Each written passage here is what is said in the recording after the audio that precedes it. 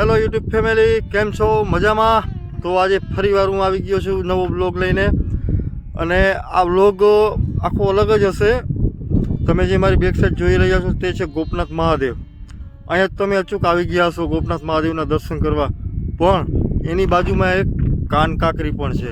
એના તમે કદી દર્શન નહીં કર્યા હોય, તો આજે હું તમને કાન કાંકરીના દર્શન કરાવીશ. અને તમે લગભગ કાન કાંકરીનું મોસ્ટ ઓફ કોઈ નામે નહીં સાંભળ્યું હોય કાન કાંકરી શું છે, તો એના વિશે જે કંઈ પણ માહિતી મારી પાસે છે એ હું તમને સાझा કરીશ, જેથી કરીને તમને પણ ઉપયોગ લાગે અને તમને પણ જાણવા મળે. બીજી વાર તમે ગમે ત્યારે ગોપ આવો દર્શન કરવા, તો સ્પેશિયલ તમે નીચે ગોપની નીચે થોડુંક જ છે કાન કાંકરીનું મંદિર, તો અહીંયા અચૂક તમે ગોપનાથ મહાદેવના અને કાન કાંકરીના દર્શન કરજો. આગળની માહિતી હું તમને આગળ આપીશ, તો ચાલો આપણે જઈએ. તો મિત્રો, ગોપ ઉપર જતા રસ્તામાં એક ટોલ નાકું પણ આવે છે.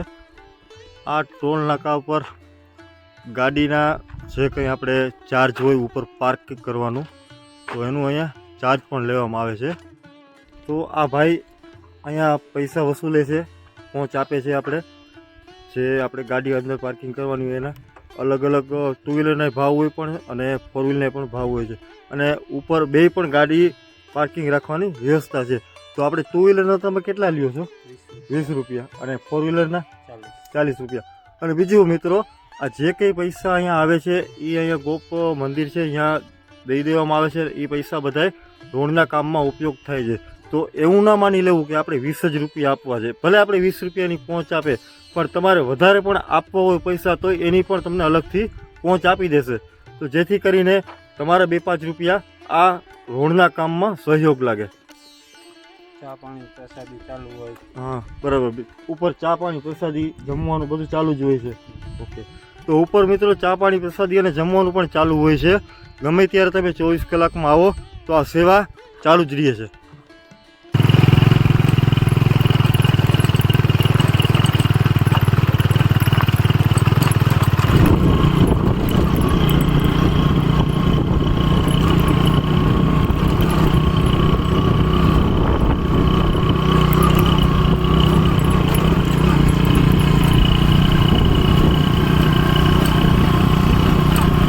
રાહ જોતા હતા એ જગ્યા પર આપણે પહોંચી ગયા છે. મારી બેક સાઈડ ગોપનાથ મહાદેવ છે. ગોપનાથ મહાદેવના તો આજે આપણે દર્શન નહીં કરી ટાઈમના અભાવે, જેથી કરીને ખાસ તો હું કાન કાંકરી માટે જ આવ્યો છું. તો કાન કાંકરીના તમને હું દર્શન કરાવું. ચાલો તો આપણે જઈએ. રસ્તો પણ કેવો છે એ પણ આપણે સાથે સાથે જોઈએ.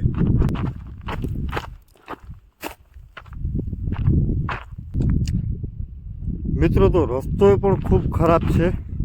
મોટા મોટા પથ્થરો છે, અને સાથે ભયંકર એવો તડકો પણ છે આજે, અને ગરમીનું પ્રમાણ પણ વધારે છે. ટાઈમ પણ મારે આજે આઉટ થઈ ગયો છે. બપોરના 2 વાગ્યા છે, પણ રહેવાનું નહીં મારાથી આજે, કે દર્શન જ કરાવવાના હતા તમને બધાના જ કાન કાંકરીના, જેથી કરીને મારે આજે વ્લોગ તમને બતાવવાનો જ હતો.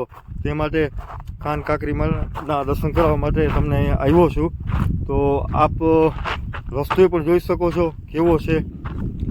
આમાં બહુ ધ્યાન રાખીને હાલવું પડે, નકર પડી જતાં કંઈ વાર ન લાગે. રસ્તામાં પાણીનો અવેડો પણ છે, પણ પાણી છે નહીં. પાણી ઉપરથી આવે છે, મંદિરેથી નીચે પાણી આવે છે ડાયરેક્ટ અહીંયા, પણ ખાલી છે હમણાં. તો શું કારણે ખાલી હોય તો આપણે ખ્યાલ નથી. અને બધાય દર્શન કરવા આવતો હોય ત્યારે 1 માળ 2 માળ 3 માળ એવા મંદિર પણ બનાવતા હોય છે. તો ચાલો આપણે પણ બનાવી. આપણે 2 માળ તો છે, પણ હજી એક બનાવી નાખી. ભગવાન કરે ને 3 માળ થઈ જાય, તો ચાલો આપણે ઘર તો બનાવીએ. 3 માળ તો મેં તમને કીધા હતા જે રીતના. તો આપણે પહેલાં તો બીજું કહું, હા, આ કોઈના ઘર હોય ને એ તોડીને આપણે ઘર નહીં બનાવવાનું, તો આપણું જ ઘર ઉડી જાય. એટલે આપણે ફરીથી જ નવું ઘર બનાવવાનું, નવા પથ્થર ગોતવાના અને નવું ઘર બનાવવાનું. તો ઓલરેડી હવે આપણે કાન કાંકરી પહોંચી ગયા છે. તો હું તમને કાન કાંકરીના દર્શન કરાવું છું, પણ બીજું પણ તમને બતાવી દો.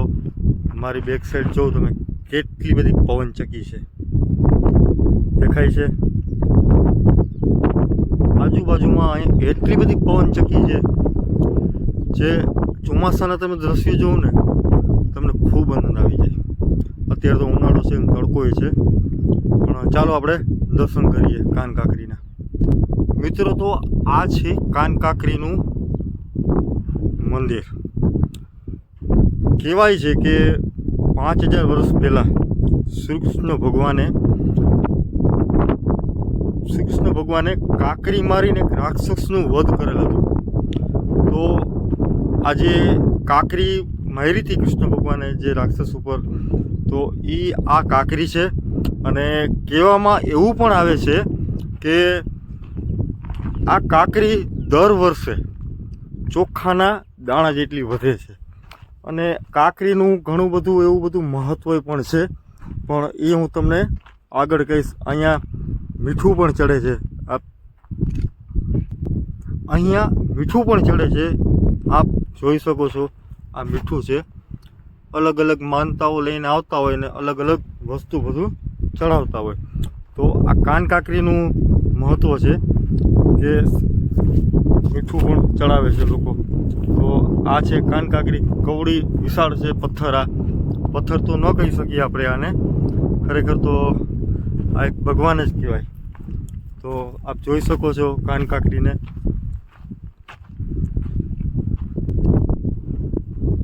કહેવામાં એવું બધું પણ આવે છે કે આ કાનકાકરી છે તો આપણે આજુબાજુના ગામમાં જે આપણી માતાઓ બહેનો હતી તો એને રાક્ષસ લોકો હેરાન કરતા.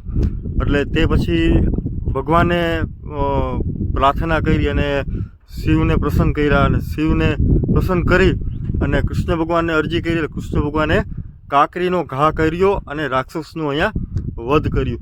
ત્યારથી આનું નામ કહેવાય છે કાનકાકરી. અને મિત્રો, ઘણા લોકોની માન્યતા એવી પણ છે કે આ કાનકાકરી છે તો આ કાનકાકરીનું બીજું શું મહત્ત્વ છે. તો મને એવું પણ સાંભળવા મને મળ્યું છે કે આપણે કાન દુખતા હોય અથવા તો કાનને લગતી બીજી કોઈ પણ બીમારી હોય તો તમે અહીંયા માનતા કરો છો તો એ બધી બીમારીઓ દૂર થઈ જાય છે. તો આ એક શ્રદ્ધાનો વિષય છે. તો આવું બધું છે આનો ઇતિહાસ. તો આ મને જેટલી પણ ખબર હતી એટલું મેં તમને કીધો છે. તો બીજી આગળની માહિતી તો મારી પાસે એવી કંઈ છે નહીં ખાસ, પણ જે કંઈ છે એ મેં તમને માહિતી બતાવી દીધી છે. તો આ કાનકાકરી વિશે એટલી જ માહિતી છે.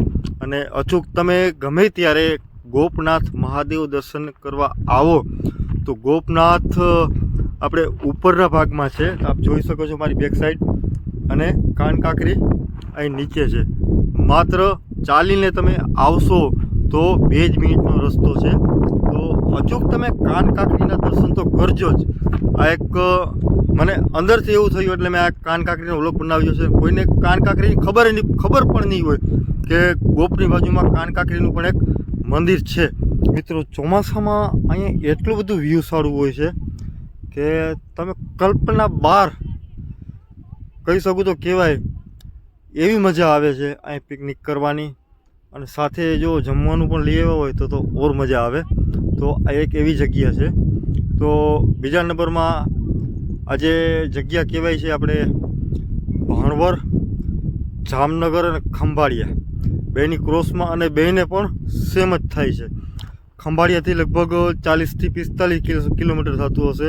જામનગરથી 50 થી 55 અને ભાણવરથી 20 થી 25 કિલોમીટરના અંતરે આ કાનકાકરીનું મંદિર આવેલ છે. એ પણ બધું કહેવું જરૂરી છે જેથી કરીને બહારથી કોઈ અહીંયા દર્શન કરવા આવતા હોય તો એના માટે આ ખાસ કે જામનગર, ખંભાળિયા અને ભાણવર બેના અંતરથી વચ્ચોવચ્ચ આ મંદિર આવેલું છે. તો જય દ્વારકાધીશ. તો જય હિન્દ, જય ભારત, નમસ્કાર, જય દ્વારકાધીશ. આગળના વ્લોગમાં મળશું. અને આપણી ચેનલને લાઇક, શેર અને સબસ્ક્રાઈબ પણ કરી દેજો. આપણી ચેનલનું નામ છે જોગલ વ્લોગ્સ. નીચે આપણે આવે જ છે, અને ટંકોરી પણ દબાવી દેજો. તો જય દ્વારકાધીશ. હર હર મહાદેવ.